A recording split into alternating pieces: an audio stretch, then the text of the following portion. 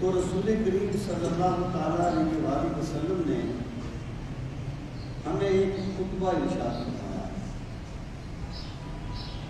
وہ جو خطبہ ہے اس حدیث مبارکہ میں وہی خطبہ بیان کیا گیا ہے. اس میں رسول کریم صلی اللہ تعالیٰ علیہ وآلہ وسلم نے روزوں کی حقیقت کو بھی بیان فرمایا اور اس کے متعلقات کو بھی بیان فرمایا. تو آج کی جمعہ المبارک کے اس موقع پر میں آپ کی خدمت میں اسی خطبہ کی روشنی میں کچھ گزارشات پیش کرنا چاہتا ہوں.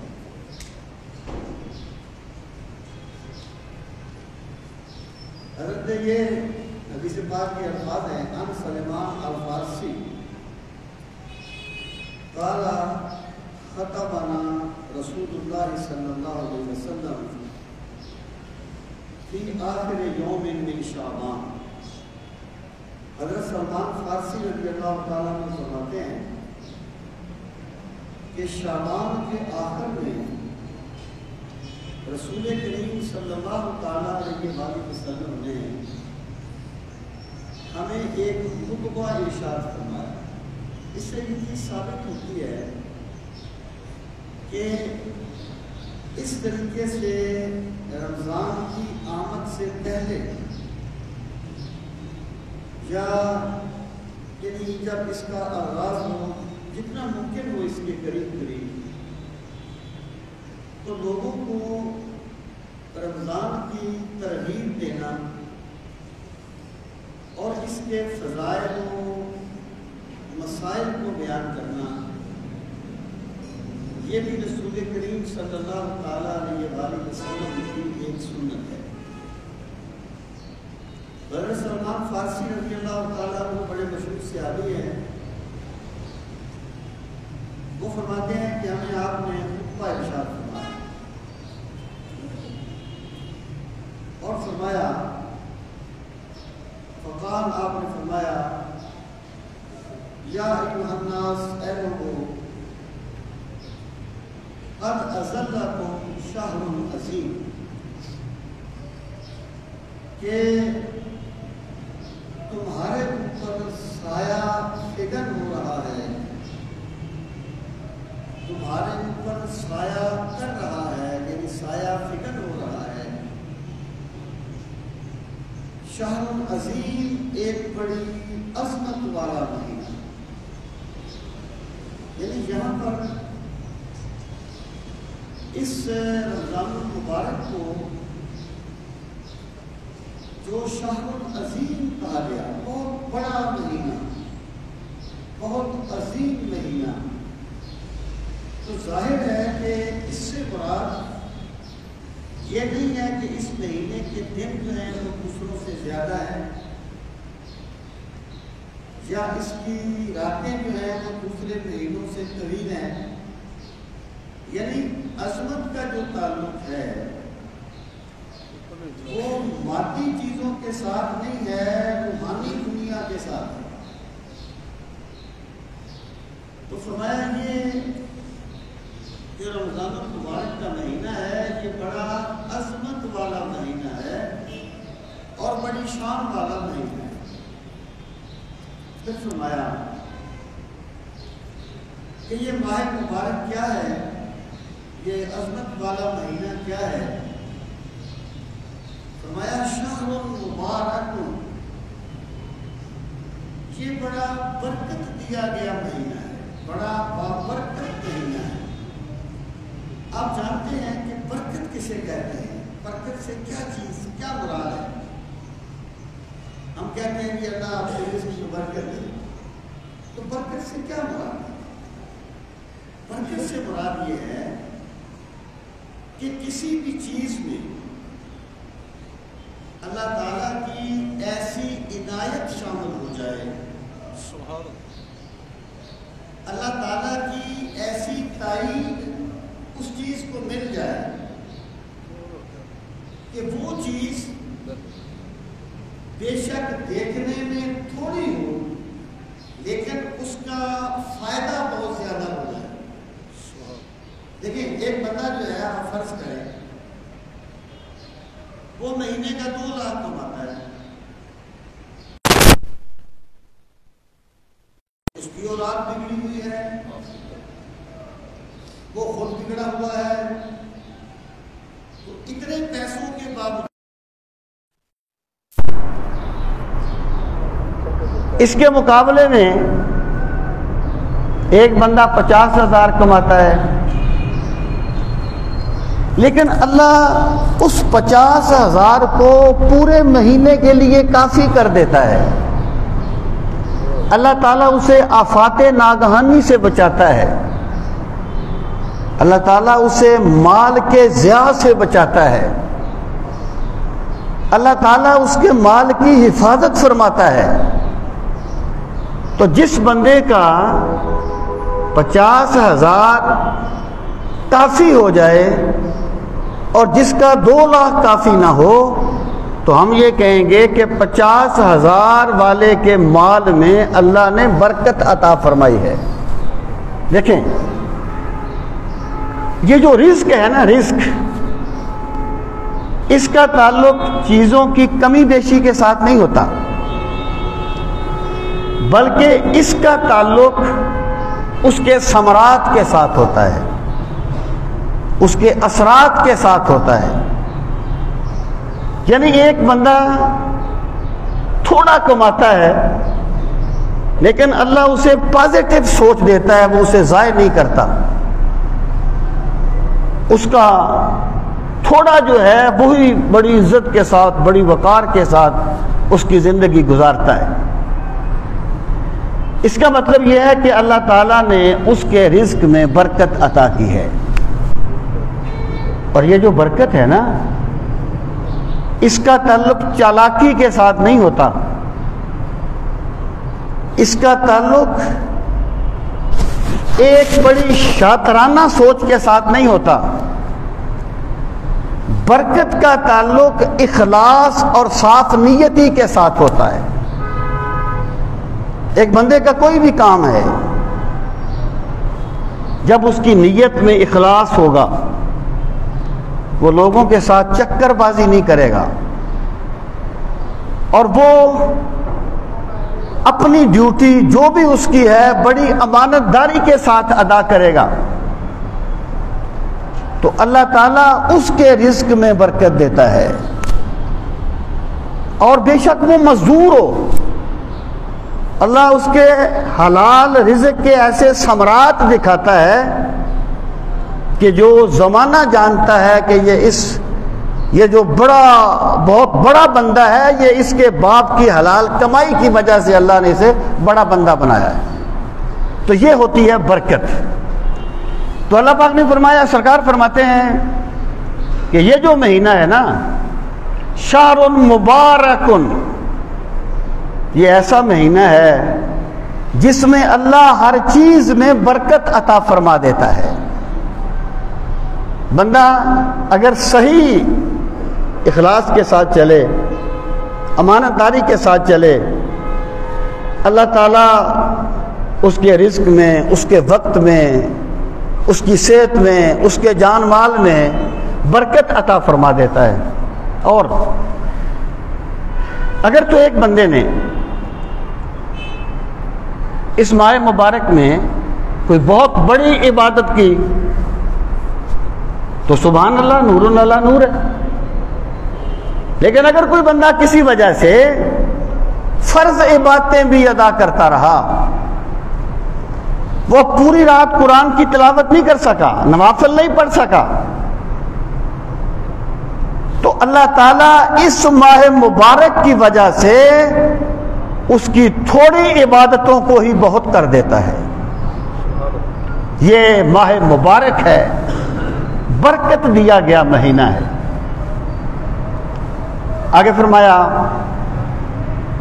شہر فیہ لیلۃ خیر من الف شہر. یہ وہ ماہ مبارک ہے جس میں ایک ایسی رات ہے جسے اللہ نے 1000 مہینے سے بہتر بنایا ہے. یعنی وہ رات تو معروف قول کے مطابق آخری عشرے میں آتی ہے، لیکن سرکار نے سب سے پہلے جب اس کی برکتوں کا ذکر کیا تو سب سے پہلے شب قدر کا ذکر کیا کہ یہ ایک ایسی رات ہے جو 1000 مہینے سے بہتر ہے. یا تو اس سے مراد یہ ہے کہ اس ایک رات کی عبادت کو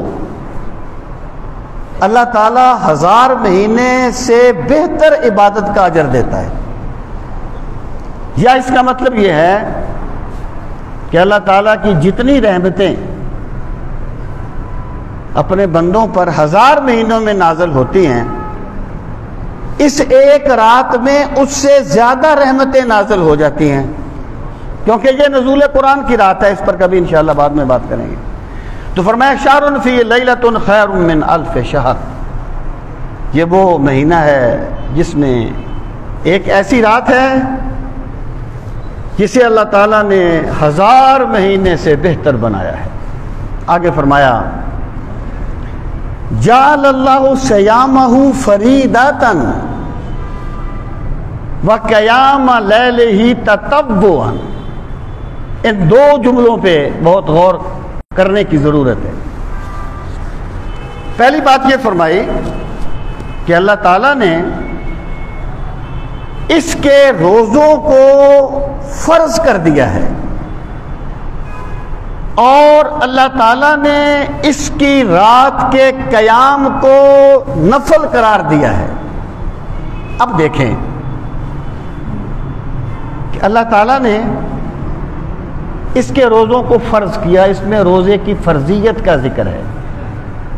جیسا کہ اللہ پاک نے فرمایا کہ یا ایھا الذین آمنوا کتب علیکم الصیام کما کتب علی الذین من قبلکم. اے ایمان والو، تم پر روزے فرض کر دیے گئے جیسے تم سے پہلوں پر فرض تھے.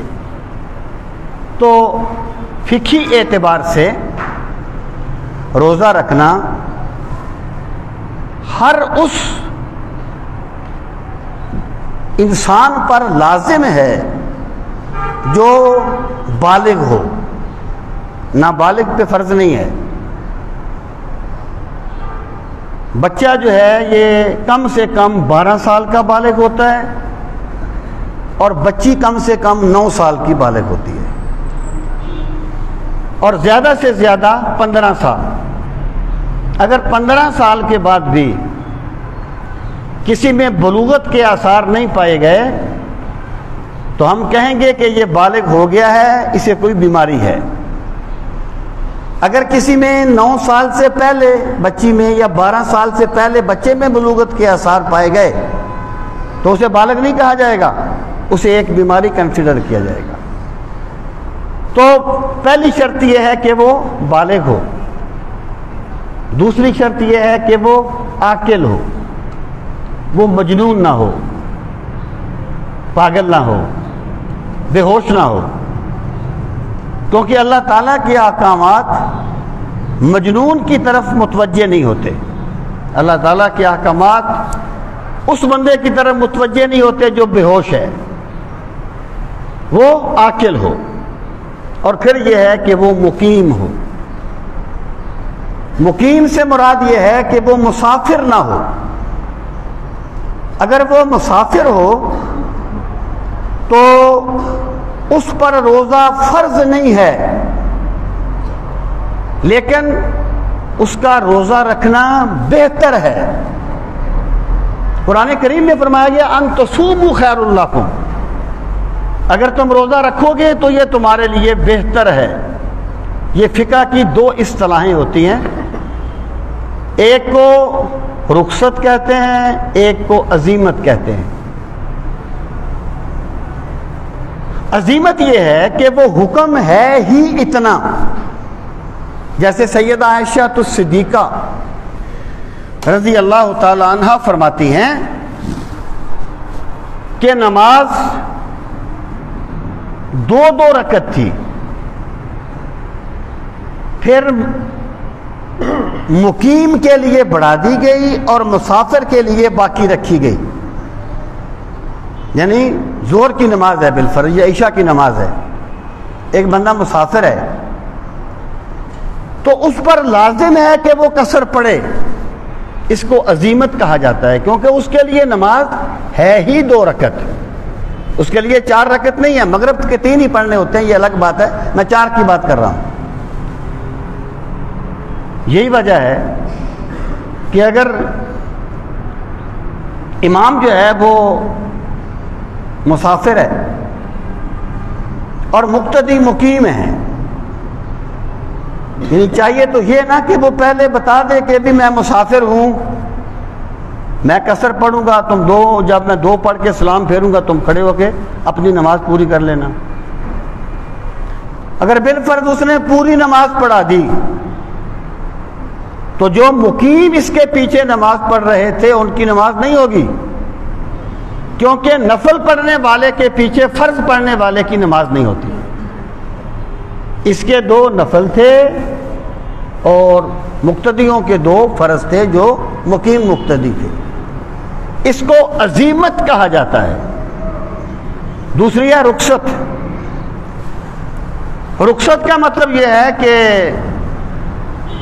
حکم باقی ہے اپنی جگہ پر, لیکن شریعت نے کسی بندے کی مجبوری کو دیکھتے ہوئے اسے نرمی دے دی کہ ایک بندہ جو ہے وہ سفر پر ہے تو روزہ تو اس پر فرض ہے, لیکن شریعت نے اس کی مشقت کو کم کرنے کے لیے یا اس کے سفر کی وجہ سے اس کو اجازت دے دی کہ اگر تم روزہ نہیں رکھو گے تو تم گناہگار نہیں ہوگے. لیکن پھر ساتھ ہی یہ کہہ دیا کہ اگر تم رکھو گے تو یہ تمہارے لیے بہتر ہے. اس کی وجہ کیا ہے؟ یہ زمینی حقیقت ہے. جیسے پوری کلاس کوئی اگزام دیتی ہے نا, اس میں پاس ہونا بڑا آسان ہوتا ہے نسبتاً. اگر کوئی رہ جائے اور اسے اکیلا تیاری کر کے دینی پڑے تو بات بڑی بگڑ جاتی ہے. اس لیے جب رمضان گزر گیا پھر بعد میں جاگنا اکیلے بندے نہیں اور روزہ رکھنا, یہ بڑا عملی طور پہ اللہ کے بندے ہوتے ہیں جو نفلی روزے بھی رکھتے ہیں, وہ الگ بات ہے, میں روٹین کی بات کر رہا ہوں. اب یہ ہے کہ مسافر کون ہوگا. دیکھیں مسافر جو ہے اس کے بارے میں اصل میں یہ پیمانے بدلے ہیں. پہلے یعنی عہد نبوت میں جو سفر کا پیمانہ تھا اس کو فرسخ کہا جاتا تھا. اتنے فرسخ, 3 فرسخ, ہاں جی. پھر اس کو بدل دیا گیا دیسی میل کے ساتھ, اور پھر یہ بدل گیا آج کل کلومیٹر کے ساتھ. 3 قول ہیں اس میں جو جدید فقہا نے, یعنی فرسخ کو میل اور میل کو کلومیٹر میں کنورٹ کر کے جو فاصلہ متعین کیا ہے اس میں 3 قول ہیں. ایک قول ہے 85 کلومیٹر, ایک قول ہے 92 کلومیٹر, اور ایک قول ہے 96 کلومیٹر. لیکن جس قول پہ فتویٰ ہے وہ 92 کلومیٹر کا ہے. یعنی جب ایک بندہ یہ ارادہ کرے کہ یہاں اس نے جانا ہے وہ 92 کلومیٹر ہو, اس کے شہر سے نکل کر وہ 92 کلومیٹر ہو, تو ایک طرف کا سفر, اس کو مسافر کہتی ہے شریعت. اگر کوئی بندہ یہاں سے 10 کلومیٹر دور گیا ہے تو وہ مسافر نہیں ہے, 92 کلومیٹر سے کم ہے تو وہ مسافر نہیں ہے. 3 فرسخ شرط ہے اس کے لیے اور وہ 92 کلومیٹر بنتا ہے. تو جب بندے نے 92 کلومیٹر کا ارادہ کیا تو پھر وہ مسافر ہوگا. اسے اجازت ہوگی کہ وہ روزہ نہ رکھے, لیکن اگر وہ روزہ رکھ لے تو اس کے لیے بہتر ہے. اب یہاں پہ ایک سوال اور پیدا ہوتا ہے، وہ یہ کہ جب شریعت نے یہ کہا کہ روزہ رکھنے کے لیے اتنا سفر عذر ہے، اس وقت تو لوگ اونٹ پہ سفر کرتے تھے یا پیدل سفر کرتے تھے، اب تو بڑی بڑی آرام دہ گاڑیاں آ گئیں، بڑے بڑے آرام دہ وہ سفر کی سہولتیں ہو گئیں، اب تو مشقت، وہ ٹھنڈی گاڑی میں بندہ بیٹھے اور چلا جائے تو کوئی ایسا خاص فرق نہیں پڑتا۔ تو آخر اس وقت کیوں کہا جائے گا کہ مسافر کے لیے روزہ نہ رکھنے کی اجازت ہے؟ اصل بات یہ ہے کہ شریعت جو حکم دیتی ہے وہ بڑا کلیئر ہوتا ہے۔ شریعت کبھی بھی ایسا حکم نہیں دیتی جس کی وجہ سے ایک حکم کو مذاق بنایا جائے۔ بعض بندے اتنے نرم و نازک مزاج کے حامل ہوتے ہیں کہ وہ اگر اتنا سفر بہترین گاڑی میں کریں پھر بھی تھک جائیں گے، اور بعض اتنے جفاکش ہوتے ہیں کہ وہ اتنا سفر اگر کسی بھی ذریعے سے کریں گے، ٹرین میں کریں گے تو نہیں تھکیں گے۔ اب ایک بندہ یہ کہہ دے کہ جی تو تھک گیا ہے، میں تھک گیا ہوں، میں تو نہیں رکھوں گا، تو تھک گیا ہے، میں تھک گیا ہوں، میں نہیں رکھوں گا، تو نہیں تھکا تو رکھ، ایک مذاق بن جائے گا نا۔ تو شریعت نے کثر کی علت سفر کو قرار دیا ہے، مشقت کو نہیں۔ شریعت نے سفر کی علت، لاجک، سفر کو قرار دیا ہے، مشقت کو نہیں۔ اس لیے جو بندہ بھی اتنا سفر کرے گا وہ مسافر ہوگا، اور اس کو اجازت ہوگی کہ وہ روزہ نہ رکھے۔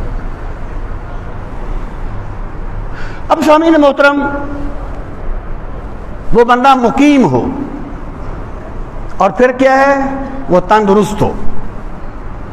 اللہ تعالیٰ کا ضابطہ ہے کہ لا یکلف اللہ نفسا الا وسعها۔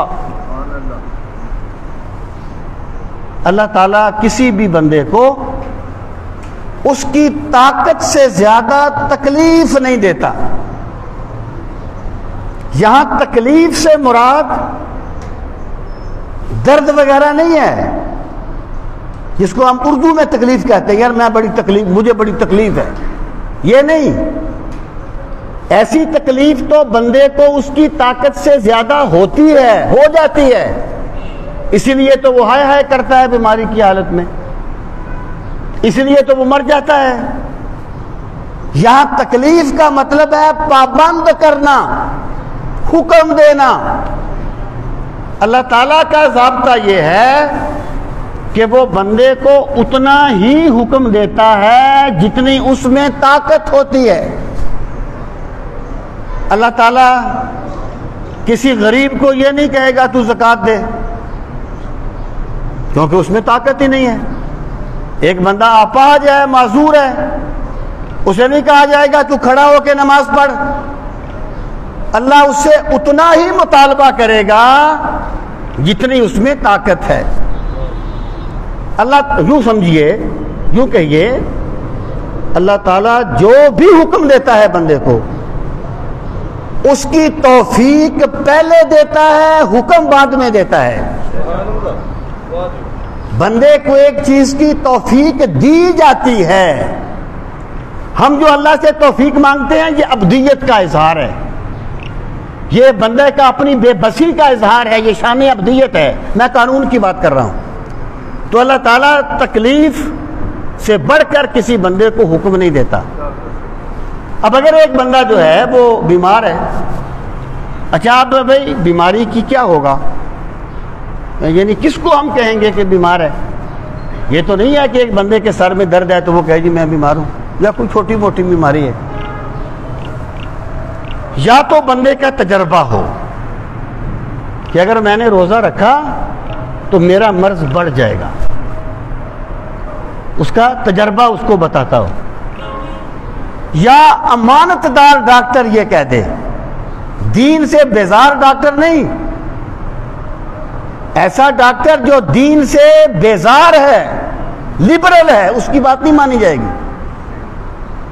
ایسا ڈاکٹر جو مومن ہے، دینی احکامات کی قدر کرنے والا ہے، وہ کہہ دے، یا بندے کا تجربہ ہو، یا ایسا ڈاکٹر، حکیم، طبیب یہ کہہ دے کہ اگر تم نے روزہ رکھا تو تمہارا مرض بڑھ جائے گا، یا تمہارے لیے کوئی بڑا خطرہ ہے، اس کو ہم مریض تصور کریں گے کہ وہ مریض۔ اب پھر اس کی بھی کئی صورتیں بن جاتی ہیں۔ ایک بندہ جو ہے وہ فرض کریں جوانی کے عالم میں بیمار ہو گیا، تو اس کا غالب گمان یہ ہے کہ وہ ٹھیک ہو جائے گا۔ ایک بندہ جو ہے وہ جس کو شیخ فانی کہتے ہیں، یعنی عمر کے اس حصے میں ہے یہاں جا کر یعنی دوبارہ روزہ رکھنے کا امکان نظر نہیں آتا۔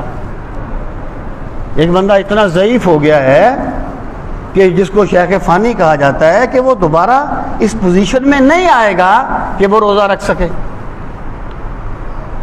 تو شیخ فانی فدیہ دے گا اپنے روزے کا، ایک صدقہ فطر، ایک روزے کا فدیہ، ایک صدقہ فطر، ایک روزے کا فدیہ۔ اور اگر وہ صاحب استطاعت ہے، اگر ایک بندہ ویسے ہی غریب ہے، اس بیچارے کے پاس افطاری کے لیے کچھ نہیں ہے، تو شریعت اس سے فدیے کا مطالبہ نہیں کرے گی، شریعت اس کے دل کو دیکھے گی۔ اس کے دل میں یہ جذبات ہیں، کاش میرا خدا مجھے توفیق دے تو میں روزہ رکھوں، تو میرا رب اسے بغیر روزہ رکھنے کے بھی روزے کا اجر عطا فرمائے گا۔ اللہ تعالیٰ بندے کی نیتوں کو دیکھتا ہے۔ ایک روایت میں آتا ہے ایک بندہ بیمار ہو جاتا ہے، وہ مسجد میں نماز پڑھنے کے لیے نہیں جا سکتا، اللہ تعالیٰ فرشتوں سے فرماتا ہے اس کے لیے مسجد میں جانے کا ثواب لکھو، اس کے لیے نماز با جماعت کا ثواب لکھو۔ وہ کہتے ہیں یا اللہ یہ تو مسجد میں گیا نہیں۔ فرشتے کوئی حسد کی بنیاد پر نہیں کہتے، بات کو سمجھنے کے لیے کہتے ہیں، مسجد میں گیا نہیں، جماعت کے ساتھ نماز پڑھی نہیں۔ اللہ پاک فرماتا ہے جب یہ تندرست تھا تو مسجد میں جایا کرتا تھا، جب تندرست تھا تو جماعت سے نماز پڑھا کرتا تھا، اب بیمار ہو گیا ہے، جا نہیں سکتا، ہم اسے پھر بھی جانے کا ثواب عطا کریں گے۔ اللہ تعالیٰ کا یہ معاملہ ہے اپنے بندے کے ساتھ۔ تو جو شیخ فانی ہے اس کا یہ حکم ہے۔ اور یہیں پر میں یہ بات بھی عرض کر دوں کہ جب ایک بندے نے روزہ رکھ لیا، اب 3 وجہ سے اس کا روزہ ٹوٹ سکتا ہے، یعنی 3 وجہ سے وہ کوئی چیز کھا پی سکتا ہے۔ ایک نسیانن، ایک خطأن اور ایک عمدن۔ نسیانن یہ ہے کہ بندے کا روزہ ہے، اسے یاد نہیں رہا کہ میرا روزہ ہے، جیسے یہ پہلے 1-2 دن ہو جاتا ہے، اسے یاد نہیں رہا، اس نے غلطی سے کوئی چیز کھا لی یا پی لی، اس کو کہتے ہیں نسیانن۔ تو نسیانن اگر کوئی چیز کھا پی لی تو اس سے روزہ نہیں ٹوٹتا، کیونکہ اس میں بندے کا اختیار شامل نہیں ہے۔ امام شافعی کی رائے مختلف ہے، ذرا آپ ائمہ کا استدلال سمجھنے کے لیے اس بات پر بھی غور فرمائیں۔ امام شافعی کہتے ہیں اگر کسی بندے نے غلطی سے بھی کچھ کھا پی لیا تو اس کا روزہ ٹوٹ جائے گا. کہتے ہیں دلیل یہ ہے کہ نماز فرض ہے. اب اگر ایک بندہ نماز میں غلطی سے کوئی دنیاوی بات کر دے تو اس کی نماز ٹوٹ جاتی ہے. یعنی بندہ نماز پڑھ رہا ہے، بلا ارادہ اس نے کوئی دنیاوی بات کر دی. وہ ایک لطیفہ ہے نا کہ بندے نماز پڑھ رہے تھے تو ایک نے کوئی بات کی، 3 بندے تھے، ایک نے کوئی بات کی، اس نے کہا، دوسرے نے کہا تیری نماز ٹوٹ گئی، تیسرے نے کہا تم دونوں کی ٹوٹ گئی، چوتھے نے کہا شکر ہے میری نہیں ٹوٹی. دنیاوی بات کر لی نا، اس کی نماز ٹوٹ جاتی ہے. امام شافعی فرماتے ہیں کہ بھائی روزہ بھی فرض ہے، نماز بھی فرض ہے. جب نماز نسیانن بات کرنے سے ٹوٹ جاتی ہے تو روزہ نسیانن کھانے پینے سے کیوں نہیں ٹوٹے گا؟ یہ امام شافعی کا استدلال ہے. امام ابو حنیفہ یہ فرماتے ہیں کہ ایک تو روایت ہے کہ رفع من امتی الخطأ والنسیان کما قال، کہ اللہ تعالیٰ نسیان پر گرفت نہیں فرماتا. اس کا مطلب یہ ہے کہ اس کا روزہ نہیں ٹوٹا. اور دوسرا امام ابو حنیفہ یہ فرماتے ہیں کہ بھائی یہ جو قیاس ہے نا، یہ قیاس یہ صحیح نہیں ہے، کیونکہ نماز کی نیت بندہ باندھتا ہے 10 منٹ کے لیے. 4 فرض آپ نے پڑھنے ہیں تو زیادہ سے زیادہ 10 منٹ ہی لگتے ہیں نا. 10 منٹ کے لیے نیت باندھتا ہے بندہ نماز کی. اب 10 منٹ کے لیے اپنی توجہ کو حاضر رکھنا ممکن ہوتا ہے، جبکہ روزہ ہوتا ہے کہ 17-18 گھنٹے پر محیط. تو 17-18 گھنٹے ایک چیز کو مستحضر رکھنا یہ ضروری نہیں ہے کہ بندہ مستحضر رکھ سکے. 10 منٹ کا حکم 18 گھنٹوں پہ نہیں لگایا جا سکتا. اس لیے امام ابو حنیفہ یہ فرماتے ہیں کہ اس طرح اگر نسیانن کسی نے کوئی چیز کھا پی لی تو اس کا روزہ نہیں ٹوٹے گا. اور فقہا یہ بھی کہتے ہیں کہ اگر ایک بندہ بیمار ہے یا کمزور ہے لیکن اس نے روزہ رکھ لیا، بہت سے لوگ ہوتے ہیں جو رکھتے ہیں روزہ باوجود اس کے کہ وہ بہت مشقت اٹھاتے ہیں، اس نے روزہ رکھ لیا. اب اگر وہ بھول کر کوئی چیز کھانے پینے لگے تو دیکھنے والے کو چاہیے کہ اسے یاد نہ دلائے کیونکہ اللہ اسے کھلا پلا رہا ہے. یہ اس بندے کا حکم ہے جو بہت کمزور ہے یا بیمار ہے، اس نے روزہ رکھا ہوا ہے. تو نسیانن روزہ نہیں ٹوٹتا. ایک ہے خطأن. خطأن کیا ہے کہ بندے کو یاد تو ہے میرا روزہ ہے لیکن بلا ارادہ اس نے کوئی چیز کھا پی لی. مثلا ابھی افطاری کا ٹائم نہیں ہوا تھا، اس نے سمجھا کہ افطاری کا ٹائم ہو گیا، اس نے کوئی چیز کھا لی. یا جیسے آج کل جب افطاری کا ٹائم ہوتا ہے نا تو بچے گلیوں میں بالکل اذان پڑھتے ہیں جیسے روزہ کھل گیا ہے. کسی بندے کو ایسی غلط فہمی لگ گئی، اس نے کوئی چیز کھا پی لی. یا وضو کیا اور پانی حلق میں اتر گیا، اس کو یاد تو ہے کہ میرا روزہ ہے لیکن یہ بلا ارادہ پانی اس کے حلق میں گیا، اس کو کہتے ہیں خطأن.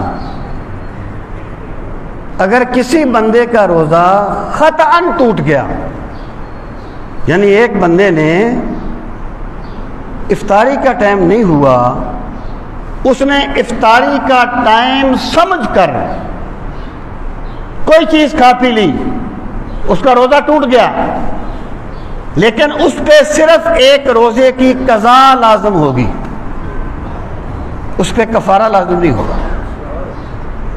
اس پہ صرف ایک روزے کی قضا لازم ہوگی. یہ ہے خطأن. عمدن یہ ہے کہ ایک بندے نے جان بوجھ کے روزہ توڑ دیا، یعنی اس کو پیاس لگ گئی، یا اس کو بھوک لگ گئی تو اس بندے نے جان بوجھ کے کچھ کھا پی لیا، اس بندے پہ قضا بھی ہوگی، اس بندے پہ کفارہ بھی ہوگا، قضا بھی ہوگی اور کفارہ بھی ہوگا۔ یعنی ایک وہ قضا کرے گا روزہ اور پھر وہ کفارہ ادا کرے گا۔ اب کفارہ کیا ہے، اس کا ذکر اس حدیث پاک میں ہے۔ یہ وعن ابی ہریرہ، حضرت ابو ہریرہ کہتے ہیں قال بینما نحن جلوس عند النبی صلی اللہ علیہ وسلم، کہ ہم بیٹھے ہوئے تھے رسول کریم علیہ الصلوۃ والسلام کے پاس، اذ جاءہ رجل، جب ایک بندہ آ گیا، ایک صحابی آ گئے، فقالا، کہنے لگے یا رسول اللہ، اے اللہ کے رسول، ہلاک تو میں تو ہلاک ہو گیا۔ یعنی اپنی غلطی کا اس طرح برسر عام آ کے اعلان کرنا، یہ کامل ایمان کی نشانی ہوتا ہے۔ اگر کوئی بندہ شرم کے مارے کسی سے مسئلہ تک نہیں پوچھتا، اس بندے نے بڑے ناقص ایمان کا اظہار کیا ہے۔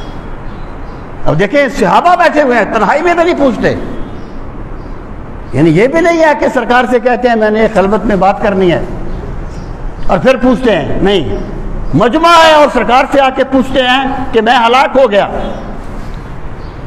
سرکار نے فرمایا ما لکا، تجھے کیا ہوا؟ قالا، تو وہ کہنے لگے وقاتو علی امراتی وانا صائم، کہ میں روزے کی حالت میں اپنی اہلیہ سے مباشرت کر بیٹھا ہوں۔ فقال رسول اللہ صلی اللہ علیہ وسلم حل تجد رکبۃ تعتقھا، کیا تیرے پاس ایک غلام ہے کہ تو اسے آزاد کرے؟ یہ روزے کا کفارہ ہے، روزہ توڑ دیا ہے تو ایک غلام آزاد کرنا، غلام ہے جو آزاد کرے؟ کالا، اس نے کہا لا، کہنے لگا نہیں۔ کالا، آپ نے فرمایا فَهَلْ تَسْتَطِيعُ أَن تَصُومَ شَهْرَيْنِ مُتَتَابِعَيْنِ، کیا تو یہ طاقت رکھتا ہے کہ 2 مہینے مسلسل روزے رکھے؟ متتابعین، عورت کا ایام مخصوصہ اس سے بری ہیں، لیکن اگر ایک بندے نے روزے رکھنے شروع کیے، درمیان میں بے شک اس نے شرعی عذر کی بنا پر روزہ چھوڑ دیا، تو پھر اس کو دوبارہ رکھنے ہوں گے۔ اس میں متابعت شرط ہے، تو کیا 2 مہینے کے روزے رکھ سکتا ہے؟ قال اللہ، اس نے کہا یا رسول اللہ صلی اللہ علیہ وسلم نہیں، میں بڑا کمزور ہوں، میں نہیں رکھ سکتا۔ قال هل تجد اطعام 60 مسکینا، کیا تو 60 مسکینوں کو کھانا کھلا سکتا ہے؟ دیکھیں یہاں پر یہ روزے کا کفارہ ہے، یا ہے غلام آزاد کرنا، غلام آج کل نہیں ہے، بات ختم ہوگی، یا ایک روزہ کفارے کا وہ قضا کا رکھنا اور 60 روزے مسلسل رکھنا، اور یا 60 مسکینوں کو کھانا کھلانا، یا 2 صبح 2 شام، یا 1 صبح 1 شام۔ کھانا ظاہر ہے اس کی کوئی حد بندی نہیں ہو سکتی، آپ اس کو ایک صدقہ فطر کہہ لیں ایک کھانے کو۔ جو بات میں عرض کرنا چاہتا ہوں، ان تمام چیزوں میں یعنی کوئی یہ نہیں ہے کہ ان میں سے کوئی ایک بندہ کر لے۔ اگر ان تمام چیزوں میں کسی ایک کو انتخاب کرنا ہو تو پھر امیر بندے کے لیے کیا ہے جی، روزہ توڑے گا، 60 مسکینوں کو کھانا کھلا دے گا، اللہ اللہ خیر صلی اللہ، پھر تو شریعت کا مذاق بن گیا نا۔ یعنی اس میں آپشن نہیں ہے کہ یا یہ کر لو یا یہ کر لو یا یہ کہ نہیں، سب سے پہلے غلام آزاد کرنا۔ اگر غلام آزاد نہ کر سکتا ہو تو پھر 60 روزے رکھے مسلسل۔ اگر یہ بھی نہ کر سکتا ہو پھر 60 مسکینوں کو کھانا کھلائے گا. تو اس نے آپ نے فرمایا حل تجد اطعام 60 مسکینا، کیا تو 60 مسکینوں کو کھانا کھلا سکتا ہے؟ قال لا، اس نے کہا نہیں یا رسول اللہ میں بڑا غریب ہوں، میں نہیں کھلا سکتا. قال اجلس، آپ نے فرمایا بیٹھ جا. وہ بیٹھ گیا. ومکث النبی صلی اللہ علیہ وسلم، اور رسول کریم صلی اللہ تعالی علیہ وآلہ وسلم نے تھوڑی دیر انتظار فرمایا، آپ رکے رہے تھوڑی دیر. فبینا نحن علی ذلک، ابو ہریرہ کہتے ہیں ہم اسی طریقے سے سرکار کی بارگاہ میں بیٹھے ہوئے تھے.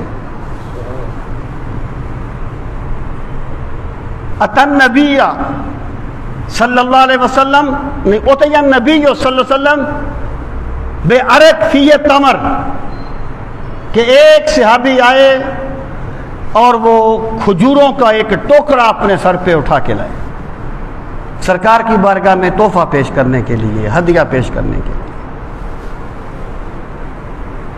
قالا این السائل، سرکار نے فرمایا وہ سوال کرنے والا کہاں ہے؟ قالا انا، کھڑا ہو گیا. اس نے کہا میں ہوں یا رسول اللہ.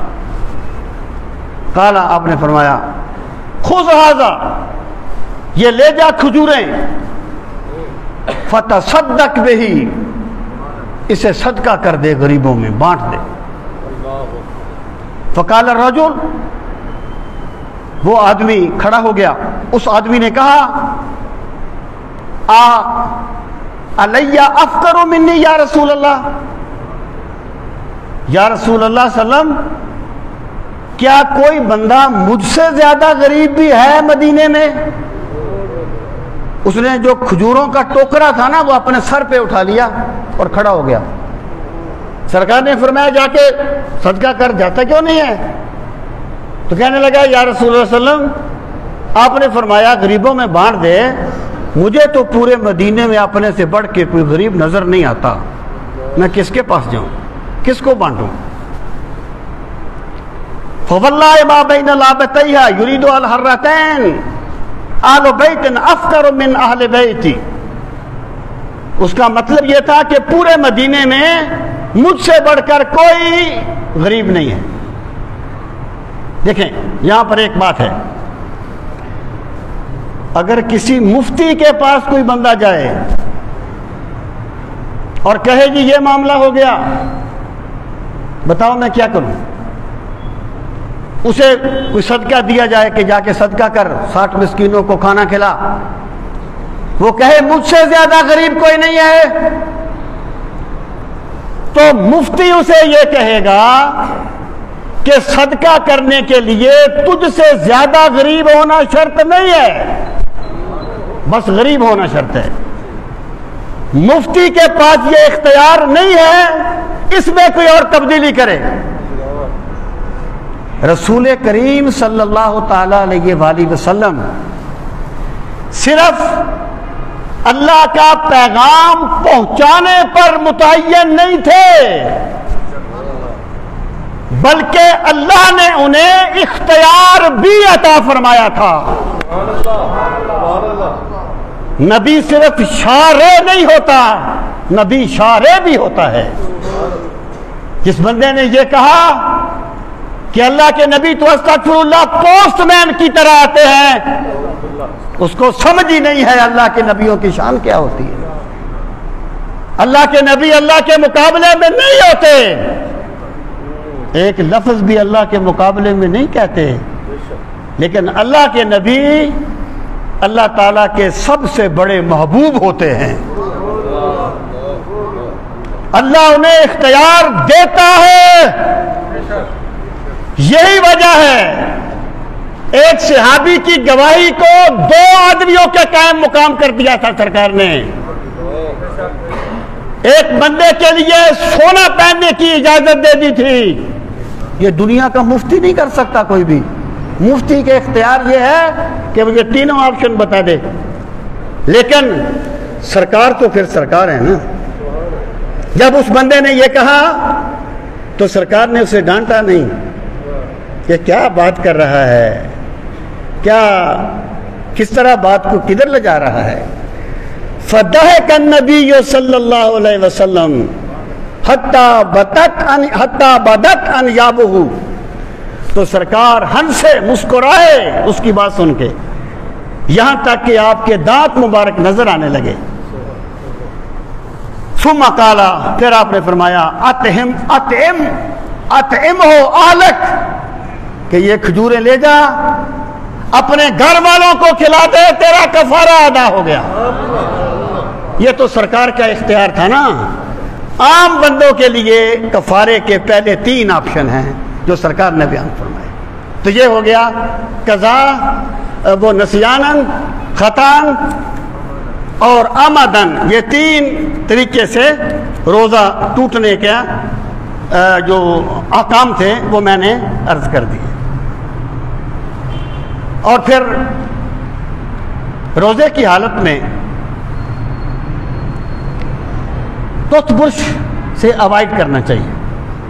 جو ہم ٹوتھ پیسٹ کرتے نا، یہ روزے کی حالت میں نہیں کرنا چاہیے. اگر کسی کو کوئی وہ سانس کی بیماری ہے، وہ انہیلر یا کیا وہ استعمال کرتے ہیں، وہ بھی روزے کے منافی ہے.